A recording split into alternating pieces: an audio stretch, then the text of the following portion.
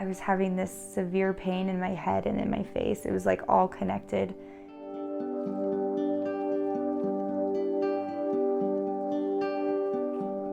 How the Lord's hand was completely involved in that whole situation.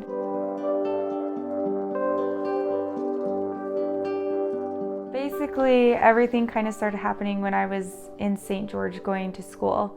So I started getting really sick, strep throat, tonsillitis, like kind of back to back, and it wasn't like going away. So that was kind of strange. And then the itching on my legs started happening, and it sounds weird, but it's not just like a little itch. It's like an itch that I can't scratch. So I would just be waking up in the middle of the night, like scratching my legs till they basically would bleed. I had no idea what was going on. Through that process, they made the change to the missionary age.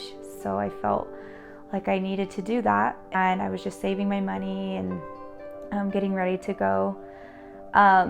In that meantime, I started to have more symptoms come about. So the itching was still there. I then started having really bad migraines that wouldn't go away, and they could never find anything. And like a week or two before I left, I started to have some facial pain, just like up on the upper part of my mouth. And I was like, this is kind of weird. So I went to the dentist. I was thinking I was gonna need like a root canal. And he was like, nope, like nothing's there. So I was like, hey, I'll just go. And so I went to Trinidad and Tobago, the West Indies, where I served my mission. And for those who don't know, it is so hot and so humid there. My symptoms started to get worse. So the facial pain that I was having started to spread into different parts of my mouth. Like things were just getting worse and worse and worse until I was almost out like 7 months, and I just kept feeling like I need to go home. Like there is something really wrong. So immediately when I got home, my mom scheduled doctor's appointment after doctor's appointment because I was anxious. Like, I don't want to be home. Like, I want to be out there and I don't want to have to deal with this stuff. So I'm like, tell me what it is. Do I need to get my tonsils out? Like, what is going on? We went to several different doctors, and for the first couple weeks, it was more along the lines like, there's nothing wrong with you. Then we met with another, like, kind of a more nervous system specialist. And they were like, I think we need to do some MRI scans. And so we went and we did a full brain scan and spine scan. And I went and met with a MS specialist. And that's where she told me that on the brain scan, they found lesions on my brain and on my spine. And she confirmed to me and my parents that I had multiple sclerosis. And it was really devastating, actually, because I was serving my mission and I wanted to be there. And so I was really frustrated, like, why is this happening right now? Like, what is going on, Heavenly Father? Like, let me go serve my mission. So having those thoughts in my head, and even thinking, like, I remember crying to my mom one night, like, no one's gonna love me. Like, no one's gonna wanna be with me.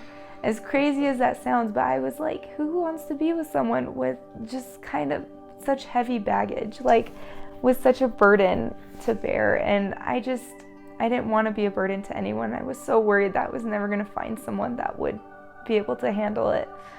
And right after the process of getting diagnosed and everything, I actually got in contact with a former missionary that I had served with.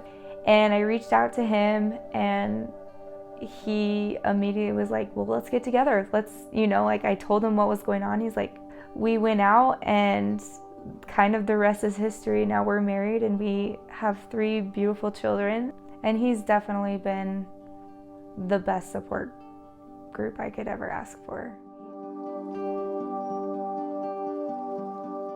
Just the fact that I still go through hard days. Throughout this process, I've gone to, different doctors, and like they run different tests, and they're like, how are you here right now? Like they would straight up just say, like, how are you even out of bed right now? Because there was an instance where, again, it was like in the first year, I was just having all these symptoms and weird symptoms coming about. And one of them was I was having this severe pain in my head and in my face. It was like all connected. and it was just shooting pain. It was constant. I couldn't sleep. I literally had to have my husband Axel like put his arm like on my face and like squeeze it as tight as he could, because it was just so painful. Yeah. And I would just cry and he would just cry, and we're like, I don't know what to do, because we weren't getting answers of like what we could do. And so Axel finally was at the point like, we need help. And so he reached out to everyone in my family and his family and said, hey guys, like Gabby's really, really struggling right now and in a lot of pain. And I ask that you guys all fast for her. And literally after the fast had taken place, I did not have pain anymore. How the Lord's hand was completely involved in that whole situation. There was a reason I needed to go home, and being able to figure out what was going on with me and to be with my husband, that was just the greatest miracle of all. That would have never kind of laid out that way.